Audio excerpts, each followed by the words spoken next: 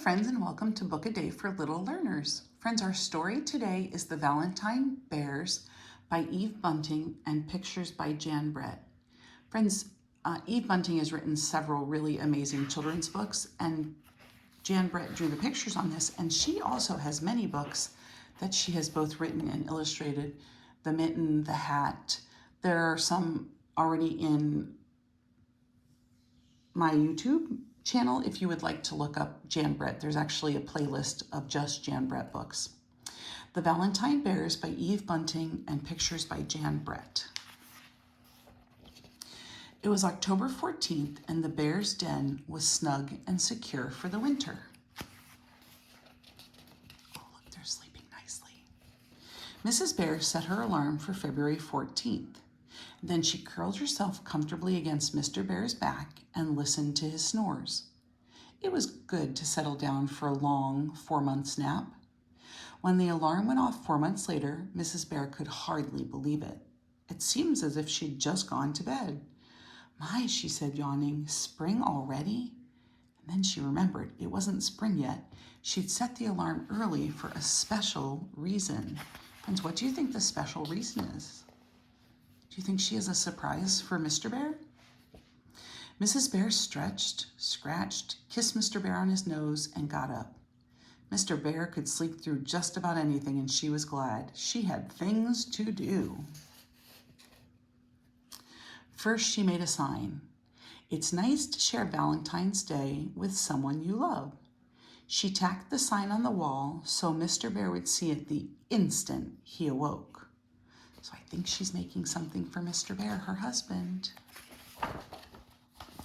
Leaves had blown into the den while they slept. Mrs. Bear brushed them into a pile and swept them outside. Ooh, she said, standing in front of the den. You'd think they'd put this special day in summer. Mr. Bear and I have never shared a Valentine's Day in all our years together. Friends, why have they never shared a Valentine's Day together? They've been with each other for a really long time. Right, they're sleeping. They hibernate during this time. That's why they've never celebrated it together.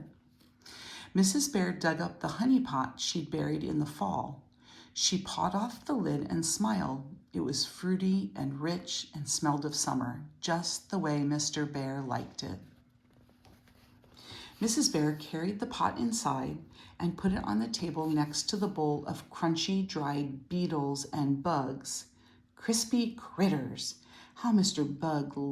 Bear loved crispy critters. She had made 2 Valentine poems way back in summer. Now she got them out of a drawer. One said, red berries are red, blueberries are blue, termites are sweet, and you are too. And the other one said, your teeth are so sharp, your claws are so fine, dear Mr. Bear, you are my Valentine. Oh, I like both of those, friends. Do you like them too? She couldn't decide which poem she liked best, so she decided to give them both to Mr. Bear. Mrs. Bear huddled herself deep in her coat and went outside again. Only crazy creatures would be out this early in the year, she muttered. The sun shone through a haze, pale as milk. Crows cawed in the white air. The arms of the trees scratched at the sky. Mrs. Bear clawed away the ice on the top of the pond. She splashed water on her ears and muzzle. She sleeked her head fur and took a long, cold drink. It was time to waken Mr. Bear. So she was getting herself ready. She wanted to look nice for him. There she is, waking him up. Mr. Bear's snores drifted from the den, and she smiled. Mr. Bear could sleep through just about anything. Mrs. Bear shook his shoulder. Time to get up, Mr. Bear. Snored Mr. Bear. Mrs. Bear shook harder. Wake up, Mr. Bear. Mr. Bear shrugged her away and turned his face to the wall. Just another 5 weeks, he begged. Friends, that's funny. We say sometimes, oh, just another minute, but he wants another 5 weeks. That's a lot of days, my friends. Mrs. Bear poked his back. Happy Valentine's Day. Mr. Bear curled himself into a fur ball. He said. Oh, no, you don't. Mrs. Bear pulled Mr. Bear's ears till he uncurled himself. She tickled his paws. She pried open his eyes and watched them drop closed again. Oh, said Mr. Bear. Friends, he really doesn't want to wake up, does he? What's she going to do? Mrs. Bear sighed.